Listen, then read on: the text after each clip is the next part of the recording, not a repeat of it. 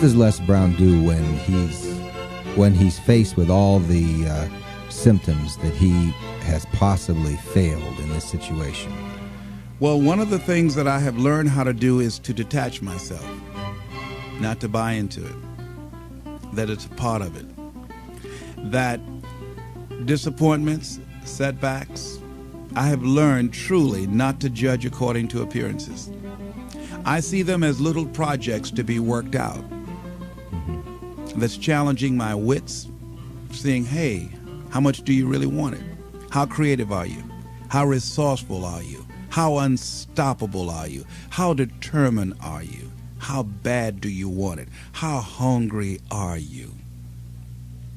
I see life waltzing with me, saying, you want a tango? Come on. You want this? You willing to run over here? Come on. Are you willing to climb this mountain here? Come on. Are you willing to hold your breath and try and swim down to this level? Come on. I see it as a challenge that introduces me to myself. And so we all have to look at life like that. It's a little game, I think.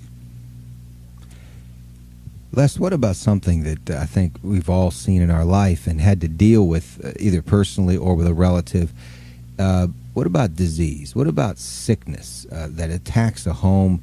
Incurable diseases. You know, they give you the word. Hey, you got 6 months, you got 3 months, you got a year, whatever. But this is not going to go away, what you have. Yes. I'm saying they can give you the word. Now, you got a choice to accept the word or reject the word.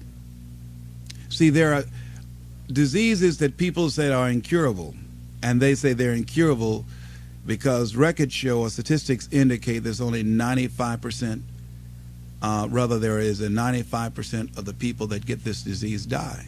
Mm-hmm. Then I say that if 5% live, then the disease is not incurable because 5 people walked away. Now we need to look at those 5 and find out what was going on there. Yeah. What happened? And I think that those 5 said, hey, I'm not ready to go. I've got some more living to do. I've got something else to do. And that they harness their feelings. They harness that healing energy that is within themselves, knowingly or unknowingly. They cause them to extend their lives. So what we've got to begin to do is only embrace those things that's for our highest good. That no one has the right to determine or has the knowledge to say how long we're going to be here. And that we can choose to surrender or we can choose to take a stand and fight. And there are a lot of people who fight who are still here. There are people who fight and who go.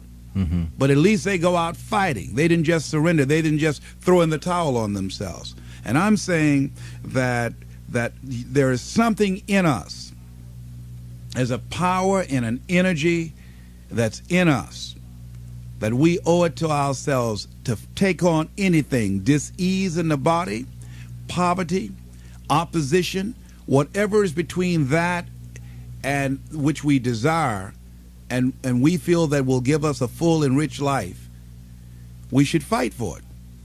And you've just got to decide that my life is worth this kind of effort. And fight with everything in you, night and day, with every breath that you have.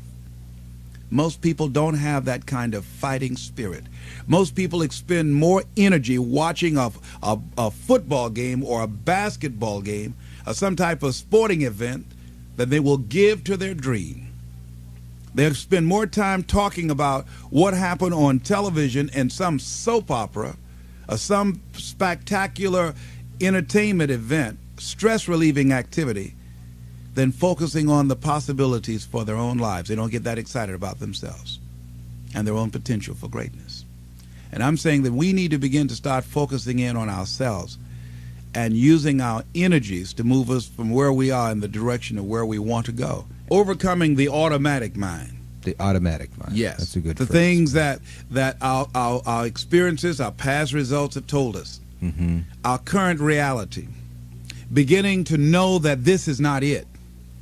That we are always involved in either creating reality or buying into the reality that we see.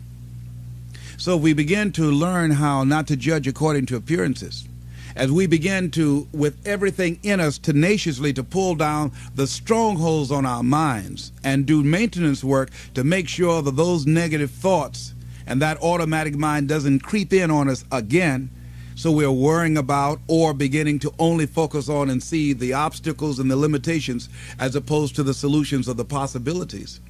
As we work on ourselves constantly, what we will find is that we become at one or in alignment with the universe, and we are able to produce what appear to be miracles to most people, but it's only a perfect outworking of the law when we are working in harmony with the universe.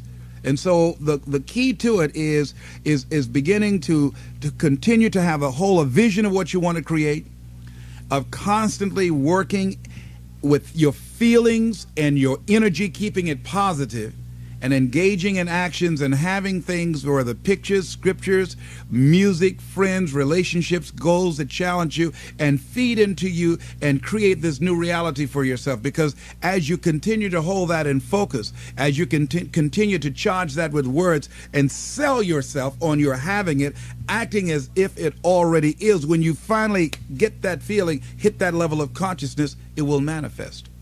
People come out of nowhere and support you. You get unexpected money that you had no idea that was going to come your way. Help and assistance from strangers comes to you, and you say, whoa. You begin to discover things showing up that you need, that you didn't even know you needed them. And here they are right here at your disposal when you get to that new level of consciousness. The key is the people that I have read, the Thomas Edisons, the John H. Johnsons, the Dr. Norman Vincent Peales, the great inventors, the George Washington Carvers, the Dr. Benjamin Mazes, these people had dogged determination. They knew it, they saw it, they felt it, they experienced it. It was a consciousness about them. And I think one of the greatest manifestations of that in our time, I would say Nelson Mandela. That why is it that so many people who took the stand he took died and he didn't? How is it? What is it that will give a man or a woman that kind of determination to give up 26 years of their lives, facing death every day, that they not wimp out or not fold or collapse? Not surrender. What is it about a human being? I'm saying that the human spirit is so enormously powerful beyond our wildest imagination that one entity could bring a government to its knees or begin to dismantle an unjust form of government. What is it? What is it about a human being, about a Mother Teresa, about a Mahatma Gandhi, about a Benjamin Disraeli, about a Winston Churchill, about a Martin Luther King? What is it about those people that can affect humanity in the way that they have, and in historical context will never be the same again? And I say that whatever it is in them, we are all endowed with that and have the capacity to produce those kind of results in our lives. Don't you think all those people saw what they were involved in or who they were bigger than any possible circumstance that could confront them? Yes. And we all have the ability to align ourselves with something that will outlast us, something that is bigger than ourselves, and energize and propel us to new levels of consciousness. So the highest state of consciousness would be to know that there is nothing that can stop you. That's right. And to know that whatever happens to us, we are better than that. That not to judge ourselves based upon the results that we're producing right now and based upon our circumstances. That our circumstances do not determine us. Even the results, they're only a reflection of what we've become. That's all. And we can always have more and do more because we can always become more.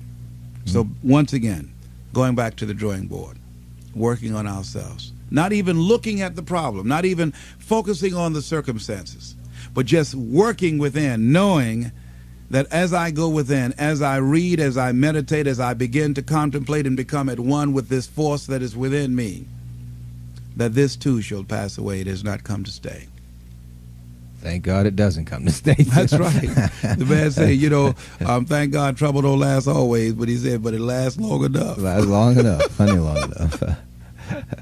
I've heard you say many times, you don't believe these things work. You know they work, don't you? Oh, yes. That's the only way that I've been able to do it. Yes. And it reminds me I must prove it every day.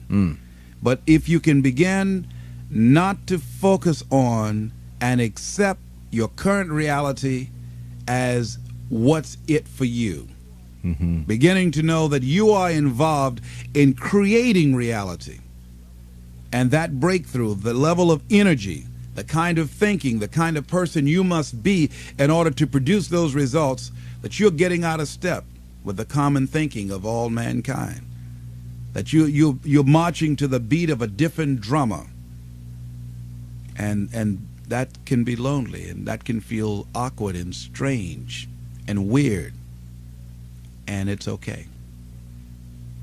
But if you've burned all your bridges, it puts you in a position where you have got to do it. And that's pretty good, isn't it? That's right. Because you will do it. You will, yes. And the kind of person you become will give you such a feeling of self-appreciation and self-respect. You'll be glad that life did not deny you the opportunity of experiencing what you had to experience in order to enjoy that, because you know you got it the old-fashioned way. That's a little scary to cut all your roots of retreat. You know? Absolutely. But that's how you know yourself. So would you say that until a person does that, they really don't believe in what they're doing? And life doesn't have any meaning for you. It's empty. It's hollow. It doesn't have any music. There's no sense of adventure. No, it's dull. It's drab. It's nothing to roll out of bed about in the morning with a smile on your face and fire in your belly. No, it's not that kind of party. You can take it or leave it. You need an alarm clock to wake you up. Well, I'm sure this is touching the heart chord of a lot of people that are living in boredom today. Yes. They just go through one day, the next day, their families are bored, their marriage is boring, they have nothing to look forward to living tomorrow in fear, that didn't happen today. Resisting change, complaining. What can they do to start finding what's going to give their life zest? Let's give them this. Make it simple. All right. Get to know yourself. And know that regardless of what's going on now, you're lovable, you're valuable, you're a worthwhile person. You've been endowed with greatness. You have basic goodness, which is the foundation for the greatness that you can ultimately achieve. And you have a spiritual and moral obligation to do something with your life. You have a reason for being here. Thank you, Les. Thank you.